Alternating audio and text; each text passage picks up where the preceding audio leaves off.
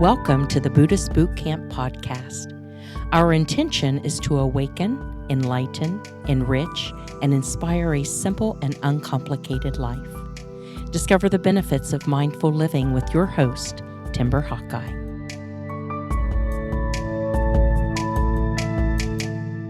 As soon as I recorded the last podcast episode about the benefits of setting one intention to motivate all of our actions, I started noticing and actively questioning my own intentions throughout the day. As you may know, we host monthly Buddhist Boot Camp discussion circles at various locations in California.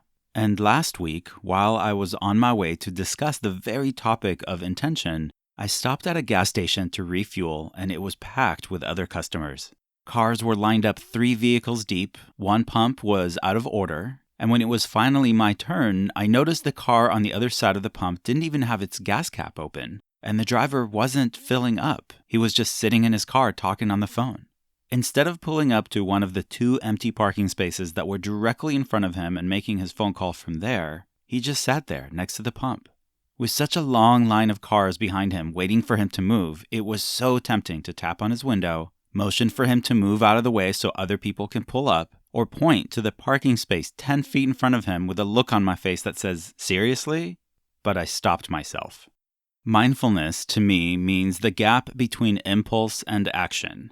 And ideally, what we would do during that pause is perhaps contemplate whether what we're about to do is in line with our values, or if what we're about to say is true, necessary, and kind. Or in this case, I asked myself, what was the intention behind my proposed action? Well, I immediately started laughing because I was clearly trying to control the situation, tell people what to do, where to go, to direct traffic at the gas station so it's as efficient as possible, according to the almighty me, how and where they should park. It was quite comical, actually. Yes, what I wanted to say in that moment was true, necessary, and kind, but when I asked myself if it needed to be said, if it needed to be said right away, and if it needed to be said by me, that was the real kicker. I am no gas station attendant after all, but wait a minute, an attendant is inside the store. I can go in there and tell him what's going on, and then he could do something about it.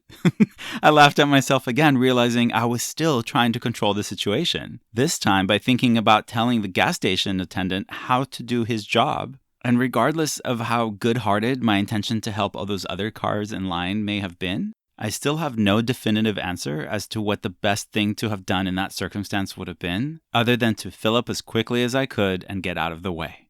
As we talked about this scenario in our discussion circle, I realized that one of the things that stopped me from turning into the traffic police was recognizing that I have actually been that guy before. I have filled up gas and then left my car at the pump while going to use the station's restroom or buy a bag of pretzels without first moving my car out of the way. And let's face it, I have no idea with whom he was talking on the phone, what was going on in his life, if he was simply oblivious, downright rude, or immobilized by something of which I was unaware.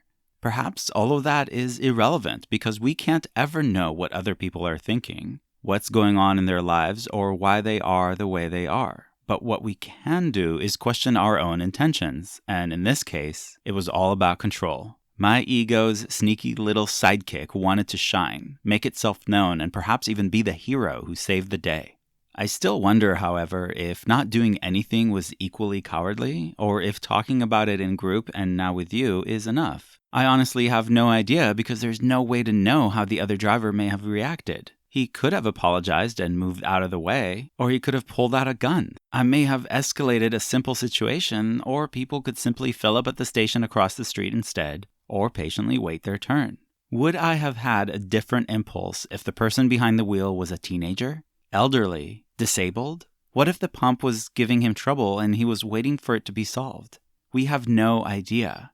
But isn't it interesting to question our intention behind how we would react in a situation like that? So I made a mental note to never do what he did, and I swiftly moved out of the way for others to get their turn. Perhaps that simple leading by example was sufficient. Again, I don't know or pretend to know. I mean, people are motivated by very different things, you know?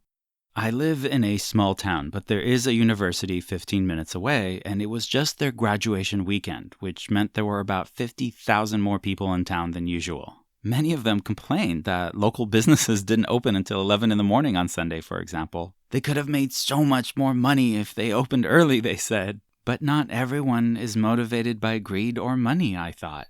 Perhaps to those business owners, sleep is more important, or church, time with family, or a morning hike. Heck, a good friend of mine owns a business in town, and he stayed closed despite it being a great opportunity to make good money because he wanted to give his employees the time off work to attend the graduation festivities. Not everyone is motivated by the same intention. What would you say is your motivation? And if you're not sure of the answer, there's a great quote by Gandhi that really brings the point home for me beyond any doubt. Your actions convey your priorities. So take inventory of your actions to discover your motivation. And if you don't like it, you can change it. When we talk about change, it's not about talking to the person in the other car. It's about getting to know yourself and your own intentions. Good luck. Timber Hawkeye is the best-selling author of Faithfully Religionless and Buddhist Boot Camp. For additional information, please visit BuddhistBootCamp.com, where you can order autographed books to support the Prison Library Project, watch Timber's inspiring TED Talk, and join our monthly mailing list. We hope you have enjoyed this episode and invite you to subscribe for more thought-provoking discussions. Thank you for being a soldier of peace in the army of love.